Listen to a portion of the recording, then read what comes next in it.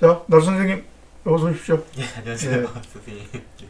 자, 원래 우리 둘이는 영화를 가지고 좀 이야기를 해보려고 했었는데, 네, 영화 실제로 그래서 굿무비 진짜 자막이라고 해서 실제로 이제 사이트에 5개 정도의 영화를 올리고 자막을 달아서 올리고 그랬는데, 이게 뭐 저작권이 워낙 심하다 보니까, 그렇죠. 요즘 예, 결과적으로 중요하죠. 뭐 스트레스를 너무 많이 받아서 예. 좋은 영화 자막을 네. 거의 한 80여 개를 가지고 있는데, 다 작업하셨는데. 예, 다 올리질 못하고, 네, 그래서 뭐 또 우리가 또 잘하는 게 네, 또 소설, 책 이야기니까 네, 책 이야기 쪽으로 해보려고 이 사이트를 시작을 했습니다. 네. 뭐 왜 책 이야기 자신 있냐? 우리 나 선생님은 기본적으로 편집자였고, 네. 그 다음에 소설가로서 활동을 하신 분이고, 중요한 게 인기가 없는 소설가는. 아이고, 그건 뭐 인기라고 하는 것은 사실입니다, 그게. 예, 얼마나 잘 알려져 있느냐가 중요한 건데, 우리나라 출판사 구조상 뭐 워낙 잘하는 사람한테 밀어주는 형태다 보니까 네, 맞습니다. 그런 것에 문제가 분명히 있을 거라고 보고요. 네, 저는 대학에 37년간 강의하다가 네. 이번에 강제로 퇴직을 당했고, 강제로 당하신 거죠? 예, 뭐 어쨌든 그 강사법이라고 하는 그 악법 때문에 예. 예, 그래서 문제가 좀 됐어 뒀고, 선의 피해자가 많이 생겼죠. 그 다음에 제가 이제 영어 소설을 한 30여 권 번역을 하다 보니까, 저하고 편집자, 번역자. 그렇죠. 콤비- 그러다 콤비였습니다. 보니까 네. 뭐 훨씬 더 재밌는 책이 많은데 소개를 못 하고 있고, 그래서 아쉬워서 네, 책을 소개하는 사이트를 하나 만든 겁니다. 네, 뭐 우리가 지금 이야기하려면 하루에도 책을 뭐 10권, 20권이라도 이야기하겠지만, 네, 일단 형편상 그 일주에 2권을 이제 서로가 관심 있는 네. 제 거 하나, 나 선생님 거 하나 이런 식으로 일단 올리고, 네, 그 다음에 여러분들이 뭐 많이 찾아주신다면 네.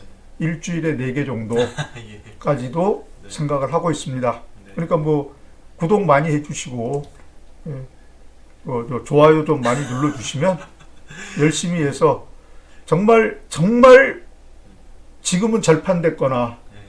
뭐 그 다음에 찾아보기 좀 힘들거나, 저는 또 원서도 많이 구해서 보고 있으니까 원서를 가지고서도 재밌는 이야기 있으면 찾아서 전해주는 걸로 그렇게 하도록 하겠습니다. 저 유튜브를 많이 보면서 구독, 좋아요 이거 진짜 해보는 게 꿈이었는데 진짜 저도 해보네요. 네. 예, 구독, 좋아요 많이 눌러주세요. 예. 아, 그냥 제사 우선 이거 먼저 하시고 그냥. 아, 그러고 설명을 할까요? 예, 예. 하시죠. 예, 예. 네. 그래서 제사의정서 나름대로 뭐 정리해 놓은 게 좀 있으니까 정리해 놓은 걸 좀 보는 걸로 일단 돌아가서 하시죠.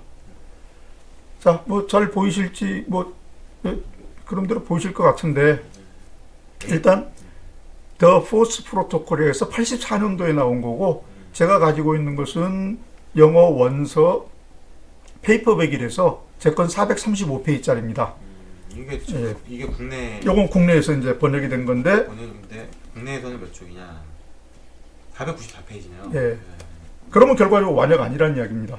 제가 봐서는. 아, 예. 그렇죠. 제가 30권 넘게 번역해 본 경험에 의하면 이건 기본적으로 제 느낌에 최소 550페이지에서 600페이지는 나와야 되거든요. 그러면 어딘가는 좀 빠진 부분이 있을 수도 있다고 하는 건데, 네. 그게 이제 빠진 부분이 필요해서 뺏는 건지 아니면 몰라서 뺀 건지, 몰라서 뺀다죠? 아니 뭐 번역하다 고라픈데 몰라서. 안 하고 넘어가는 데가 있을 수도 있다는 거.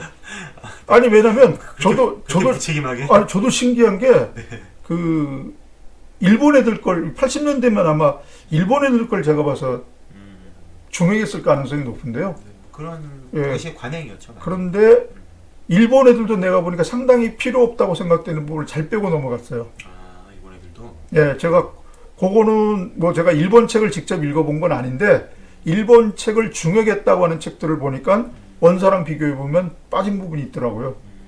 그렇지 않으면 제가 봐서 그렇게 전 완역이 됐을 것 같지는 않다는 생각입니다. 일단 보면 아시겠지만 이게 프레데릭 포사이스라는 작가가 출간한 책인데, 엄청 유명한 분이죠. 예, 이 프레데릭 포사이스가 쓴 9번째 작품이랍니다. 그리고 지금 한번 보시면 알겠지만 84년도에 모험사에서 정성호 씨가 번역해서 소련 KGB 제4의 핵이라는 제목으로 나오는데 요건 지금 그래도 90페이지 다 되는 거지만 저 때는 468쪽으로 나왔습니다. 그러니까 저건 분명히 문제가 있던 책이고 요거는 글자 크기라 봐서 뭐 거의 다 들어갔을 수 있다는 느낌은 드는데 네. 완벽한 건 아니었을 수 있다는 생각이 듭니다. 그 당시 책도 혹시 막 뭐 폰트가 한 뭐 엄청 작다든지 해가지고 아니요, 그러지는 않았던 걸 압니다. 수도 예. 있죠. 정성호 씨 책이 그렇게 나온 것은 제가 별로 본 적이 없습니다. 네. 정성호 씨 번역은. 예.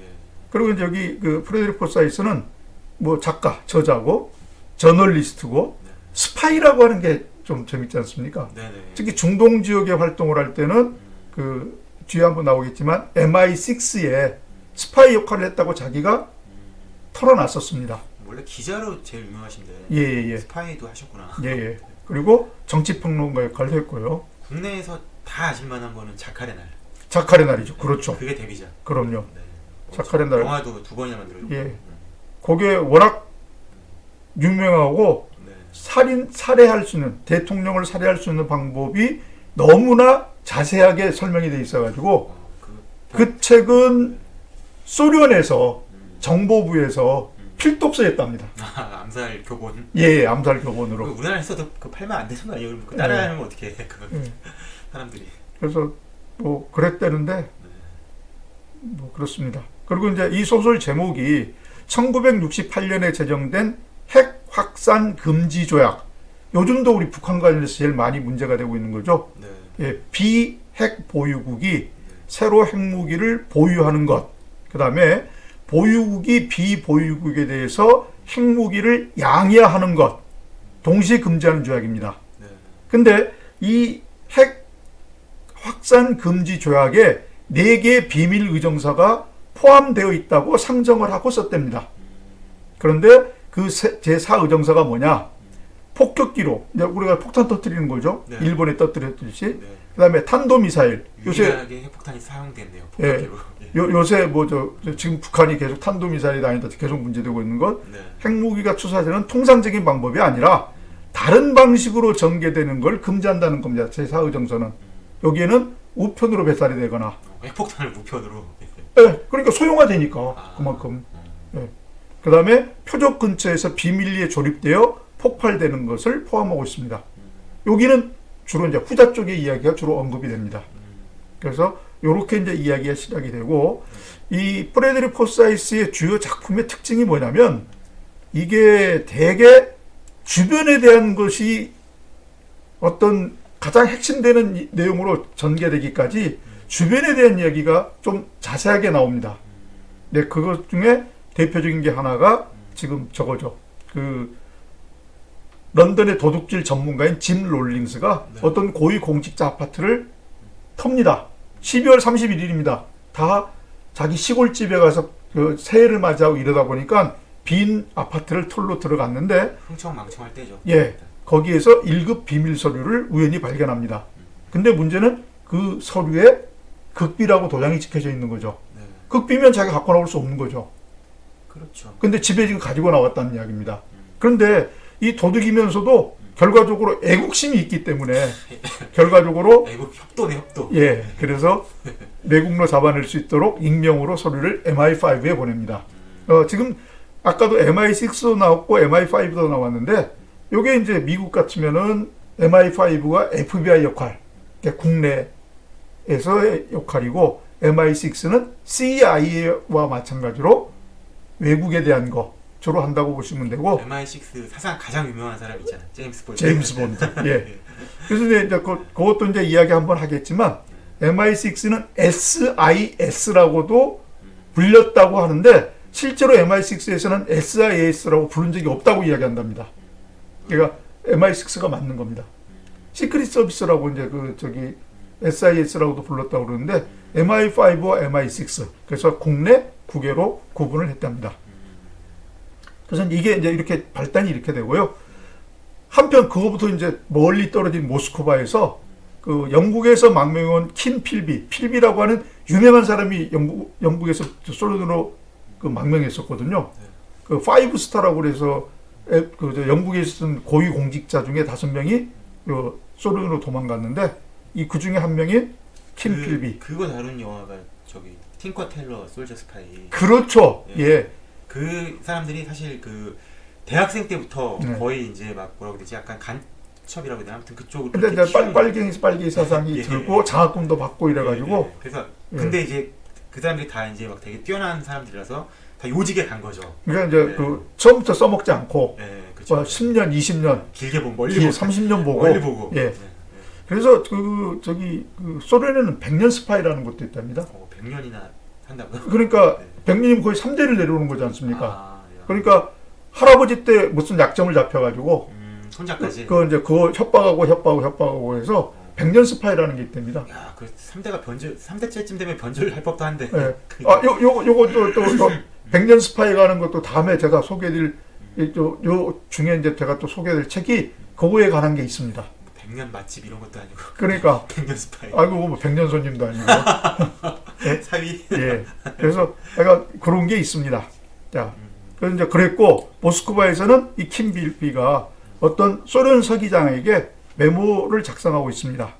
그래서 이제 18개월 후에 치러지게 된 영국의 총선에서 노동당이 승리하게 하고 그 다음에 소련이 유럽에서 어떤 전쟁이 곧 일어날 것 같이 상황을 조장해가지고 그 상황을 조장한데 노동당의 당수가 가서 소련을 설득해서 긴장을 완화시키면 결과적으로 이제 그 표를 많이 얻을 수 있을 거다.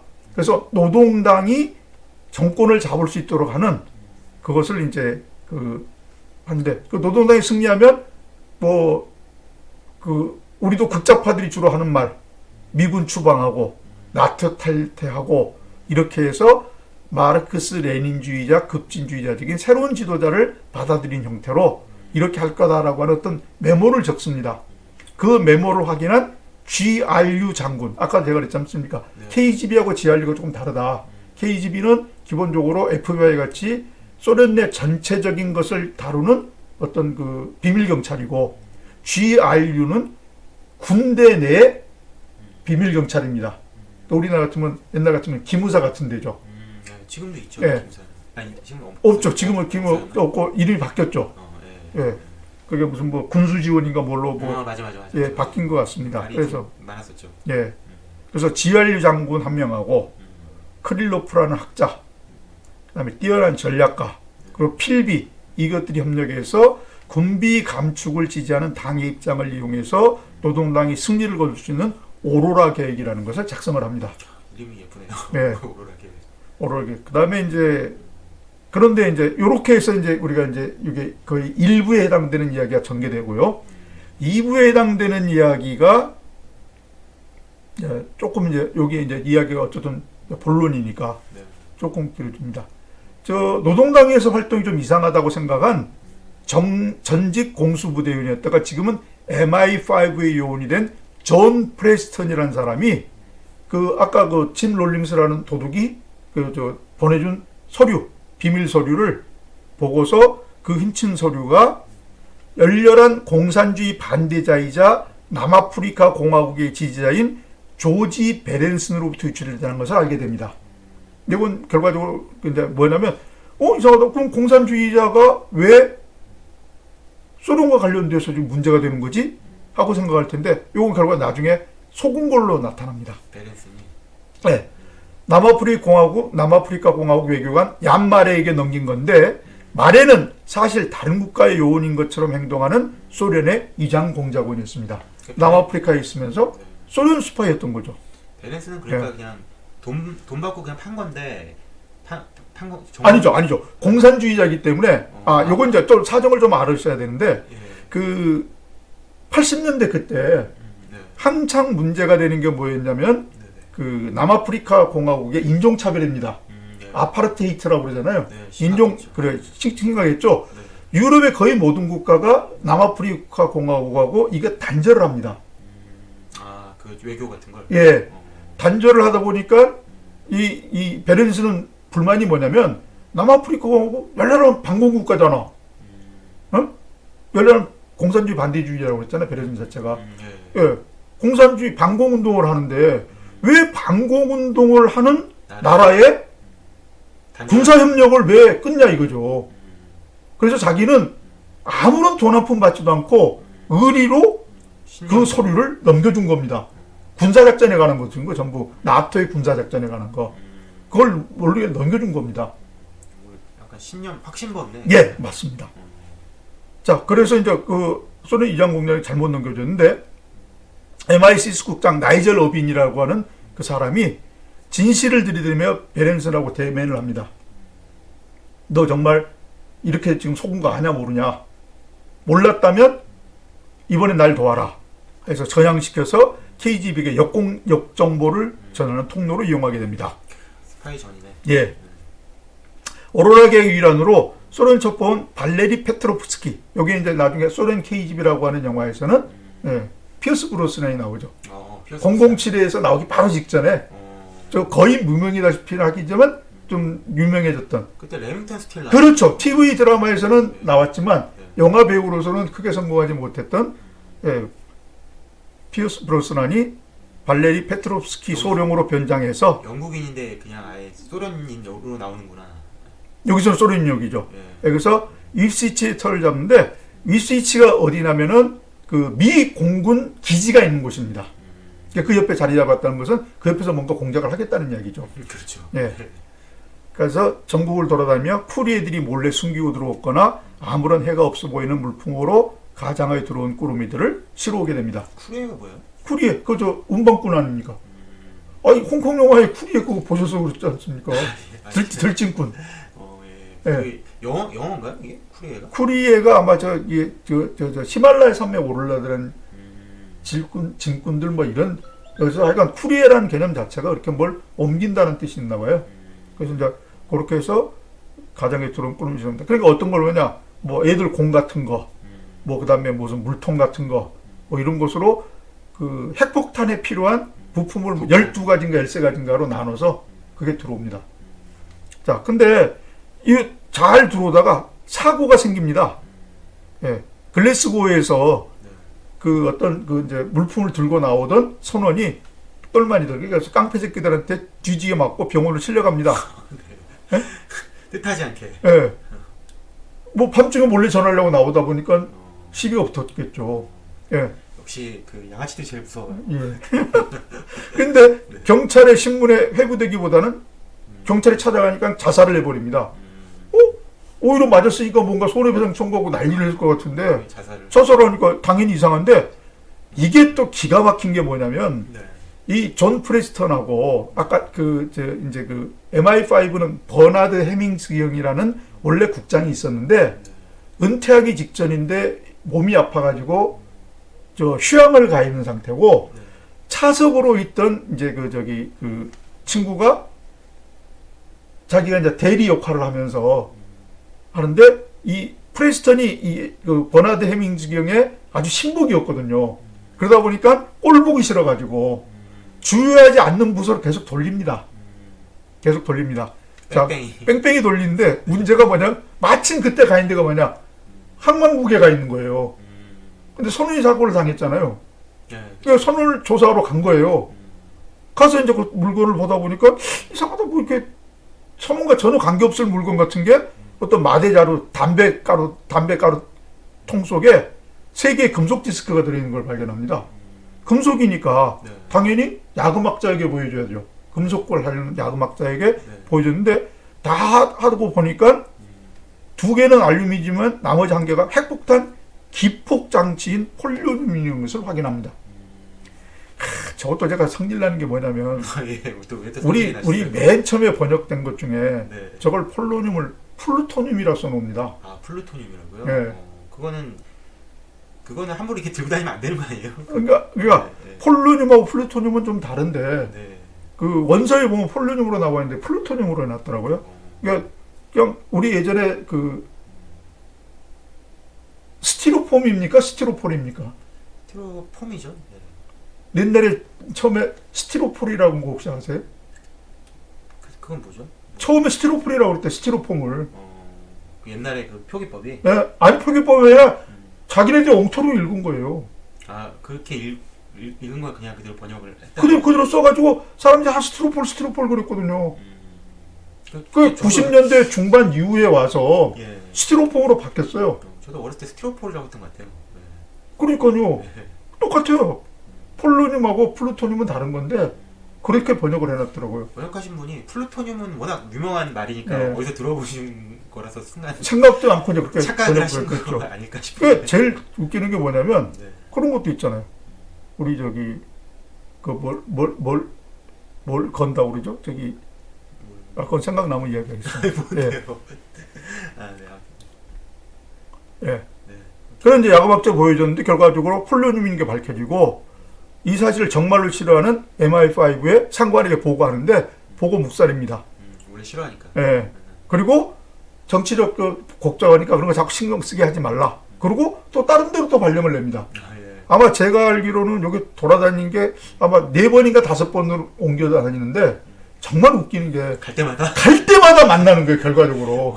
우연히 너무 심한 거 아니에요? 아니 근데 네.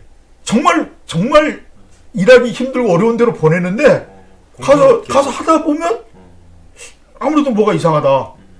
그리고 이제 특히 이제 그 핵폭탄 기폭 장치라는 걸 알게 됐으니까 이제 주로 이제 동구권 소련 동구권에서 들어오는 그 1년 정도에 들어온 사람들의 명단을 받아가지고 전부 싹 조사하는데 마침 자기와 관련된 부분이 있으면 가 조사하고. 아, 그럼 우연이 아니네. 예, 그러니까 저기 다 수사를 한 거네. 예, 그런데 어쨌든 네. 자기 분야가 꼭 걸린다는 겁니다.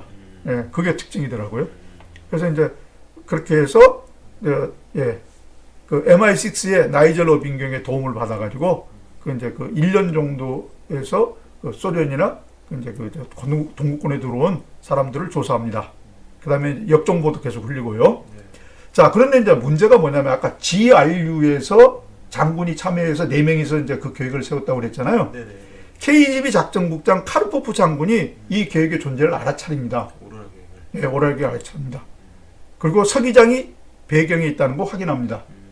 예.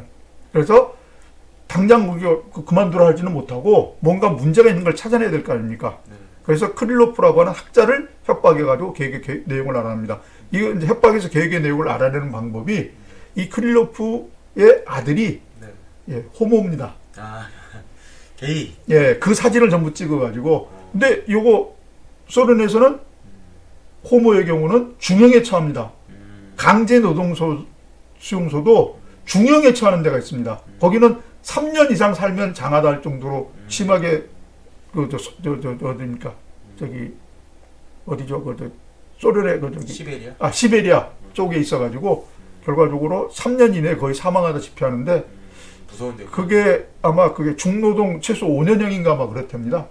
소설이 가면 동성연애. 예. 그래서 보낼 거냐?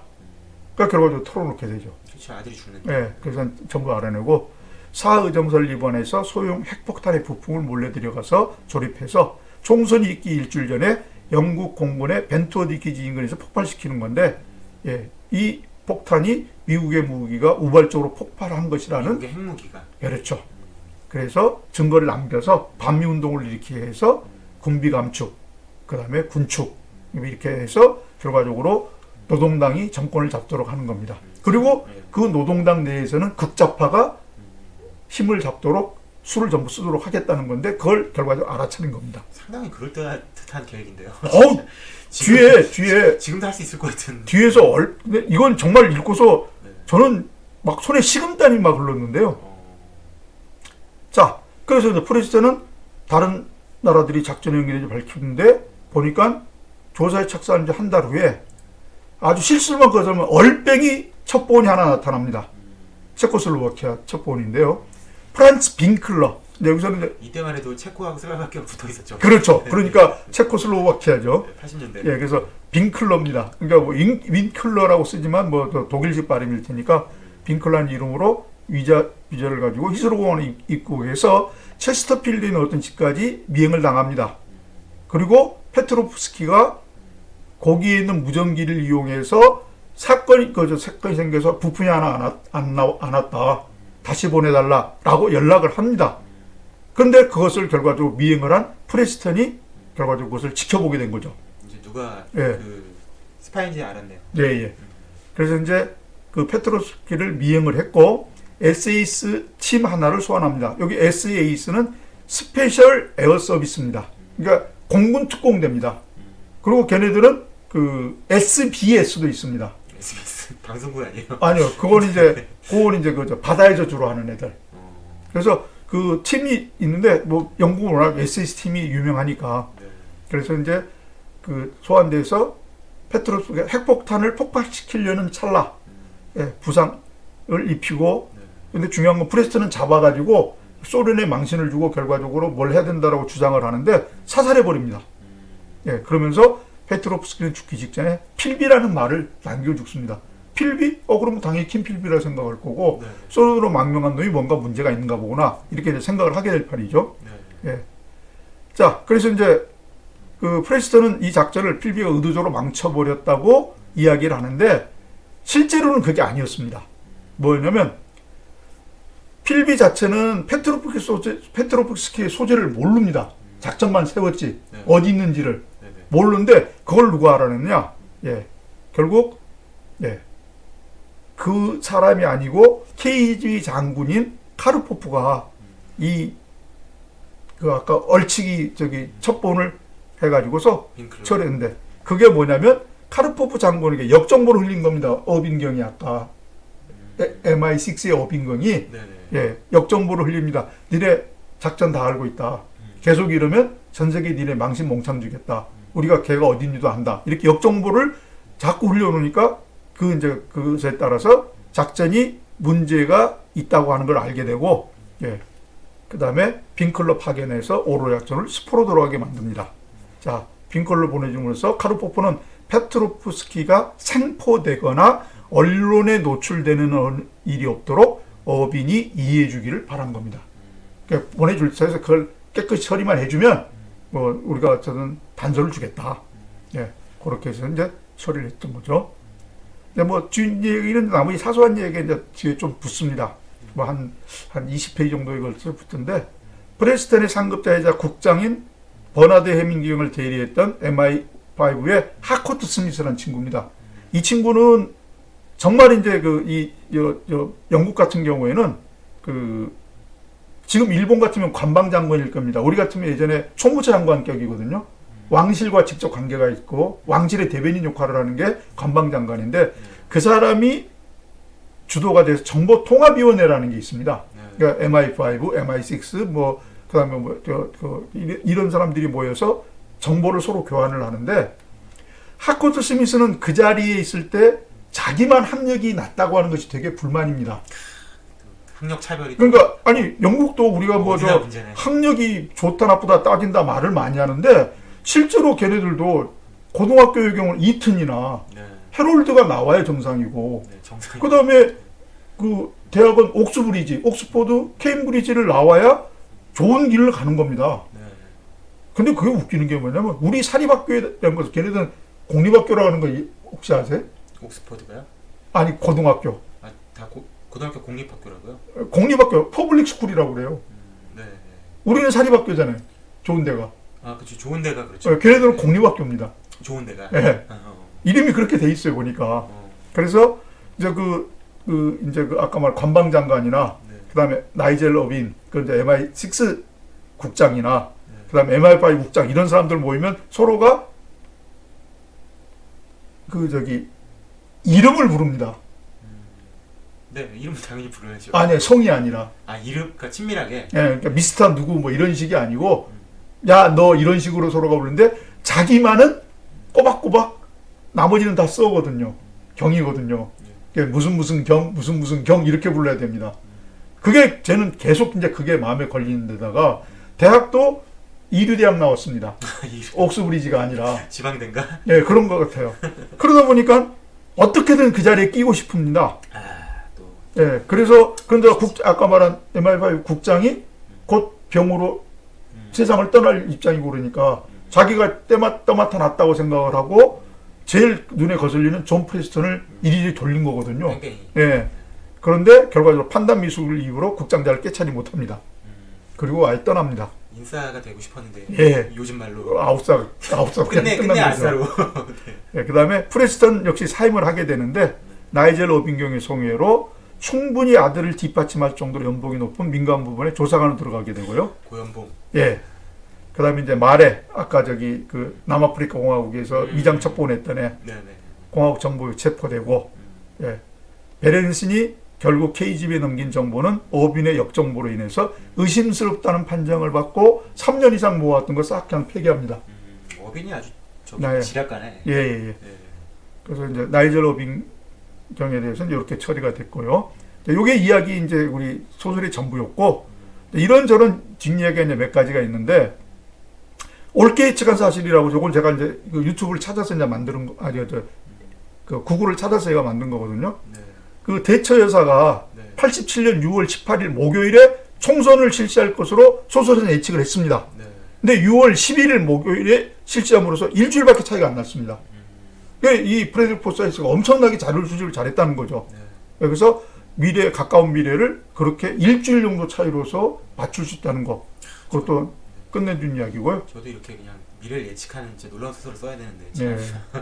근데 공력이 부족해요. 예, 영화가 됐던 것은 87년도에 84년도에 이 소리 나왔고 87년도에 존 맥켄지 감독의 존 브레스튼 역의 마이클 케인, 예, 페트로프스키 역의 비어스 브런슨이 열어나는 동명의 영화가 만들어집니다. 우리나라는 소련 KGB라는 제목으로 개봉이 됐는데 정확하게 제가 모르겠는데 아마 2주 정도밖에 간판이 안 걸린 걸로 알고 있습니다. 네. 그리고 이제 비디오로 나와서 이제 좀 잘 팔렸죠.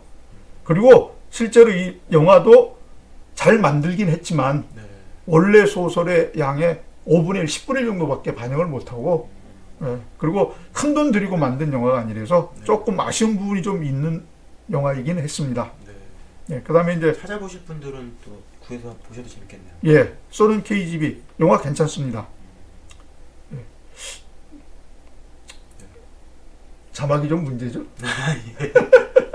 저 아마 그 자막이 없을 걸 같은데요, 이 영화는. 네. 선생님 혹시 작업하셨나요, 이걸? 아마 했을걸요? 왜? 확실하게 안 밝히세요. 하셨는지 안 하셨는지. 아, 했습니다. 저도 좀 보여주세요, 그러면. 예. 저도 좀 보게. 저는 정말 제가 처음에 영화를 먼저 시작했다고 그랬는데 네. 영화 자막을 정말 여러분에게 정말 보여줄 수 있는 계기를 한번 만들었으면 좋겠습니다. 상영회를 해야 되나? 한번 예. 그 대관 한번 해서 극장을. 진짜 귀하고 좋은 영화들 많은데 소련 KGB도 보고 좀 모자란 부분이 너무 많다고 생각해서 정말 거의 한 열흘 정도 시간을 들여서 좋게 일일이 번역하셨구나. 예, 만들었습니다. 새롭게. 자, 이제 요건 이 이야기를 맨 처음에 우리 이제 소설로 다뤘던 가장 큰 이유가 세 번째입니다. 북한이 핵무기를 소용할 수 있을 때 생길 수 있는 위협을 미리 예측할 수 있다는 점에서 고무적이라고 봤습니다. 그리고 실제로 이와 같은 것을 소용하여 생길 수 있는 문제가 1997년에 피스메이커라는 영화에 이것이 등장을 합니다. 네, 봤어요. 저. 핵배낭으로 등장을 하죠. 조지 클루니 나왔죠. 예, 조지 클루니하고 걔 군인, 그 여자가 군인인데. 군인 말고 과학자. 과학자인가 여자가? 저기 거기 부인. 누구? 미션 임파서블. 톰 크루즈 부인이요? 톰 크루즈 부인. 톰 크루즈 부인이 한 3-4명 있었어요. 그래갖고 누구 맨 처음 아닌가요? 아니야. 톰 크루즈가 지금 한 4번인가 3번인가 이혼했어요. 아, 페넬로즈 크루프 페넬로페 크루즈 그 전에. 그 전 여자 네. 니콜 키드만. 그래, 니콜 키드만. 제일 오래 살았죠. 그러니까 니콜 키드만. 네. 예, 톰 크루즈의 부인의 대명사죠. 사실. 예, 조지 클루니, 네.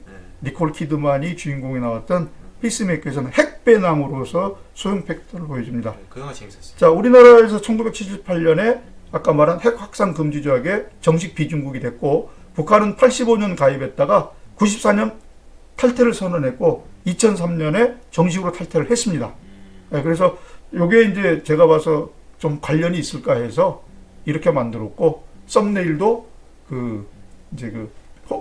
핵폭탄이 소형화될 수 있으면 폭발이 일어날 수 있다라고 하는 것을 보여주고 있는 겁니다. 무서운 정말 그 끔찍한 결과를 낳을 수 있죠. 예. 핵폭탄이 소형화돼서 돌아다닌다면. 예. 전 세계에. 재밌겠다. 소설. 저도 못 봤는데. 그래서 요거는 이제 어쨌든 책이 출간이 됐지만 지금 뭐 절판되고 품절은 둘째치고 절판이 돼서 안 나오는데 이것도 정말 한번 정말 정식으로 이런 형태가 아니고 정식으로 진짜 한 600페이지에 달하는 완역으로. 네, 완역을 한번 해봤으면 좋겠다는 생각이 간절합니다. 선생님이 하시면 되겠네. 근데 어쨌든 누가 시켜줘야 그걸 하면 한 3개월 정도 잡아야 될 거고 번역료만도 1,000만 원이 넘어갈 텐데. 뭐 받으셔야죠. 네. 뭐 저기 잘만 하시면. 해주면 좋죠. 네. 뭐 어쨌든 나중에 요새 뭐 밀리의 서재인가 하는 것이 되게 유행이더라고요. 예. 종이책으로 뭐 만들어서 보내준다고 해서 광고도 하고 그러던데. 저기 그거 아닌가? 그 전자책 전자책을 이제 종이책으로도 만들어서 판대요. 아 그래요? 네. 밀리의 서재가. 그래서 우리도 뭐 봐서 뭐 요것만 갖고 이야기할 게 아니고 우리도 좀 봐서 그 좀 이야기를 진행을 하고 재밌다고 생각하는 사람, 재밌다고 생각돼서 많은 분들이 요청을 하면 뭐 우리도 책 한번 만들죠 뭐. 그렇죠 뭐. 네. 그 뭐지 클라우드 펀딩이라고 하나? 네, 예, 예. 그런 것도 있죠. 뭐 미리 좀 이렇게 얼마씩 좀 십시일반 예. 마련을 해서. 그래서 뭐 우리가 지금 뭐 한 10편이나 뭐 20편 정도 소개를 해놓고 네. 그 중에 어떤 책이 되게 재밌을 것 같고 평들이 좋더라. 네. 뭐 다시 만들 생각 없느냐? 그러면 우리가 뭐 계약까지 시작을 해서 책을 뭐 4개월, 6개월 내에 만들어서 뭐 집으로 그렇게 배달 딱 해준다든가 그런 거 충분히 해도 되지 않을까 싶습니다. 네, 가능하죠. 제가 편집하면 선생님 번역하시고 예. 제가 편집하고 예. 하면은 뭐 괜찮겠네요. 그렇게 하시죠. 네. 일단 첫 번째 소설은 이렇게 끝을 내겠습니다. 네. 제사의정서. 제사의정서 아, 썰은 KGB 네. 예. 또는 제4의 공포 이렇게 아마 사자가 들어가는 형태로 주로 책이 번역이 돼 있을 거고 아마 오래된 책은 구할 수 있을지도 모르겠습니다. 뭐 헌책방 이런 데. 예. 근데 정말 재밌는 책입니다. 예. 하긴 이게 저기 유튜브 시작하실 때 첫 책을 선정하셨을 정도니까 되게 그 선생님 정말 재밌게 보셨던 예. 책이라는 게 알겠네요. 하여간 제가 그 스릴러 좋아하시는 분들은 특히 이제 좀 젊으면서 네. 뭐 8, 90년대 정말 재밌는 책이 있었다고 하는데 네. 요즘 구할 수가 없다. 어떤 게 좋겠느냐 뭐 이런 거 할 때 저는 뭐 10권 꼽으라고 그러면 요건 뭐 두세 번째 정도로 집을 첫 번째는 아니고요. 첫 번째 진짜 좋은 건 아직 안 가르치고. 아, 예. 이거 계속 예. 봐야겠네. 예. 그래서 그렇게 첫 번째를 해서 알고 싶으면. 예. 좋은 것을 찾아서 보내드리도록 하겠습니다. 네. 예. 자, 그러면 첫 번째 네. 우리 제사의정서는 이걸로 끝을 내겠습니다. 네. 예, 감사합니다. 감사합니다.